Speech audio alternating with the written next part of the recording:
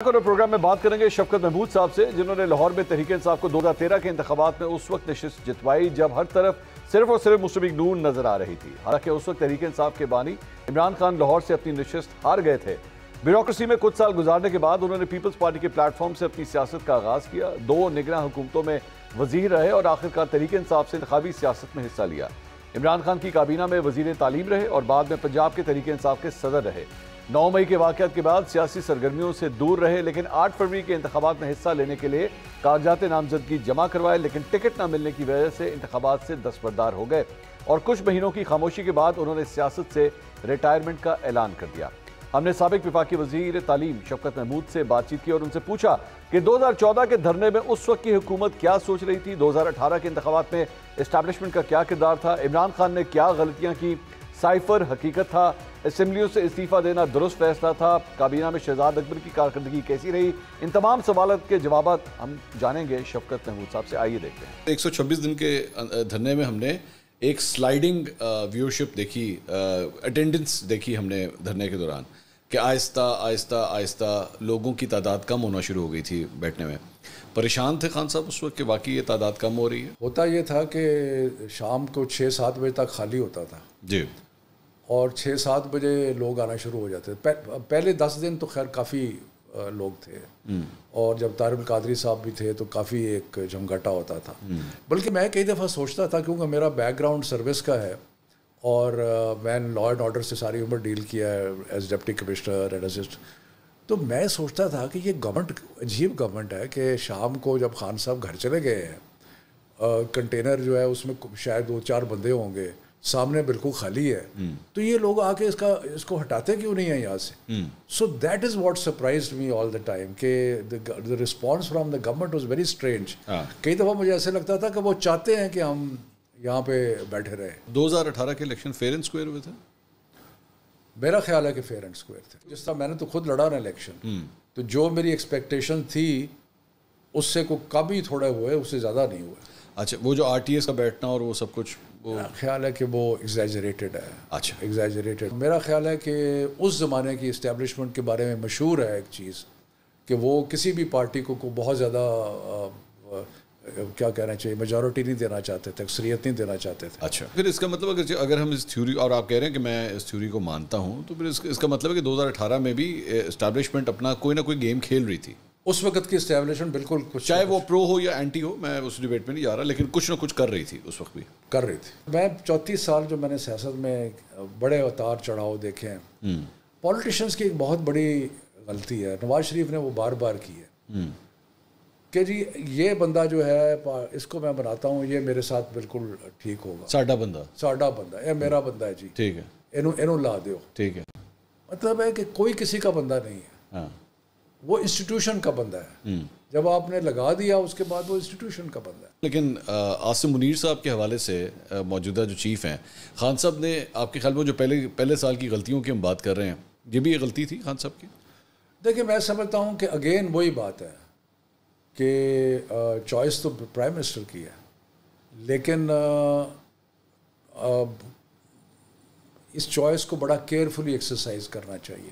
نہیں ہٹانا چاہیے تھا عاصم منیر صاحب کو؟ میرا خیال ہے کہ نہیں ہٹانا چاہیے تھا۔ آپ کے پولیٹیکل سفیر کے اندر چند انسپوکن رولز ہوتے ہیں، جس کے اندر فار ایگزامپل آپ اپنے پولیٹیکل گینز کے لیے، politicians do all sort of things, we know that, لیکن ایک چیز جو آپ کے فارن ریلیشنز کو ڈینٹ کرنے جا رہی ہو، ایک چیز جو آپ کے ڈپلومیٹس جو آپ کے مختلف مشنز کے اندر بیٹھے ہوئے ہیں، ایمبیسیز کے اندر بیٹھے ہوئے ہیں، ان کو ڈینٹ کرنے جا رہی ہے، آپ کفر کا کارڈ کھیلیں، غداری کا کارڈ کھیلیں۔ میں آپ کے حوالے سے بھی اگر میں بات کروں، شفقت صاحب کے اوپر کوئی اس قسم کی گندگی اچھالنا شروع کر دے یا آپ کی پرسنل لائف کو ڈینٹ کرنا شروع کر دے، obviously being a media person میں اس پہ کہوں گا یار foul, you can't do that.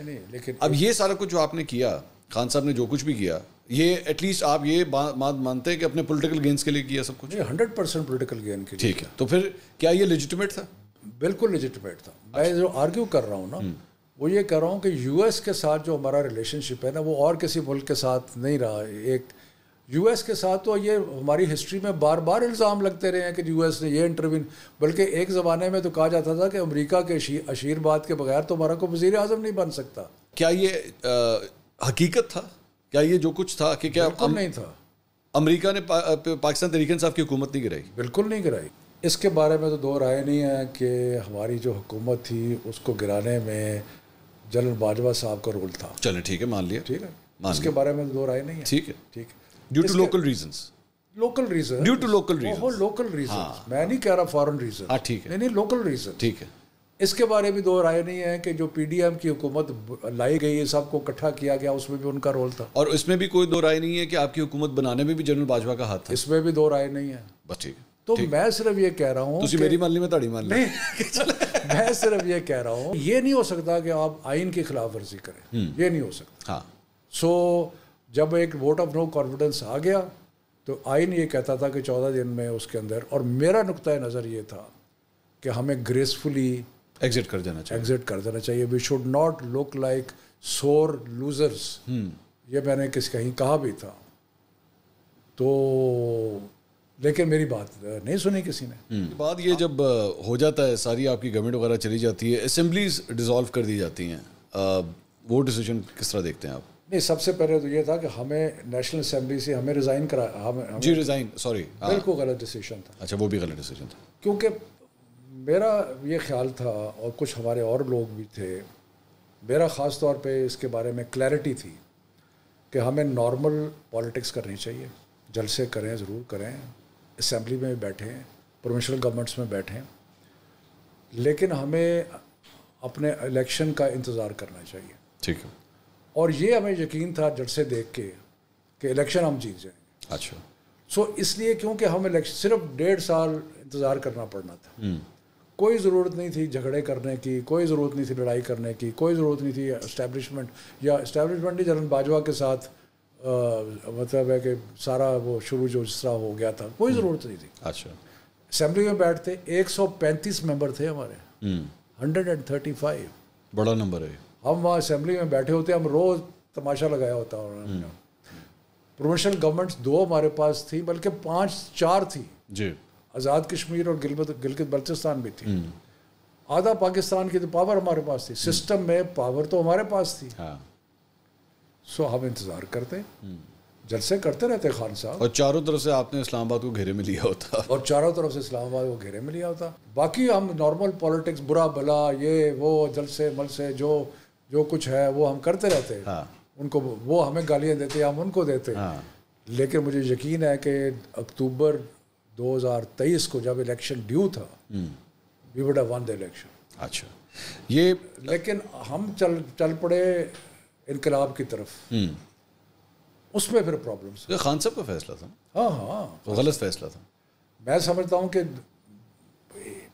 میرا خیال ہے کہ اس کو غلط کے علاوہ ان کی سوچ ہم سے بہت زیادہ تھی. کیونکہ وہ ایک نظام کو چینج کرنا چاہتے تھے. مجھے اس کا بالکل علم نہیں ہے کہ کوئی ایسی میٹنگ ہوئی تھی جس میں تحریک انصاف نے یا خان صاحب نے یہ فیصلہ کیا ہو کہ جی ہم نے اس دن کور کمانڈر ہاؤس جانا ہے, یا مجھے اس کا علم نہیں ہے. اگر ہوا تھا یا نہیں ہوا تھا مجھے اس کا کچھ نہیں پتا. میں نے جب پہلی دفعہ سنا کہ جی ادھر جا رہے ہیں, وہ اس وقت تھا جب میں لبرٹی آیا. ٹھیک ہے. اور میں نے اس لوگوں کو سمجھانے کی کوشش کی کہ یہ اس کا کوئی فائدہ نہیں ہے. تو کچھ لوگ شاید میرے ساتھ آئے بھی, کچھ لوگ کوئی 8-10 جو میرے قریبی جاننے والے تھے وہ انہوں نے میری بات مانی, لیکن باقی جو تھے وہ چل پڑے. میں تو اپنے اس کے بعد I was not part of it. مجھے نہیں. آپ کے خیال میں شہزاد اکبر نے صحیح سرو کیا عمران خان صاحب کو؟ یار منصور, آپ کو حیرانی ہوگی کہ میں نے کبھی بہت زیادہ اس کے معاملات پہ فوکس نہیں کیا تھا, لیکن میں یہ کہوں گا کہ شہزاد اکبر کو لگایا گیا تھا جس کام کے لیے, وہ کام نہیں ہوا. احتساب کا, صرف احتساب کا نہیں تھا. انہیں کہا تھا کہ جو فارن کنٹریز میں پاکستان کا پیسہ اور پراپرٹیز لوگوں نے بنائی ہیں ان کو آئیڈینٹیفائی کرو, کرپٹ پریکٹسز کی بجائے ان کو وہ پیسہ پاکستان لے کے آؤ. ٹھیک. تو شاید یہ وجہ تھی کہ یہ جو 190 ملین پاؤنڈ تھا یہ اس کانٹیکسٹ میں آیا کہ جی اس کی جو جاب تھی وہ شاید اس کے جاب کے ریکوائرمنٹ میں تھا کہ باہر سے پیسے لے کے. لیکن پھر آہستہ آہستہ اس کی جاب ریکوائرمنٹ بن گئی کہ کرپشن میں لوگ جو ملوث تھے ان کو پنش کرنے کی, اور وہ نہیں ہوا. ٹھیک. اور اس لحاظ سے آپ کہہ سکتے ہیں کہ اس کی پرفارمنس اتنی نہیں تھی جتنی کہ باقی اس سے زیادہ میں نے کبھی اس کے فوکس نہیں کیا کہ وہ کیا کر رہا تھا کیا نہیں کر رہا تھا.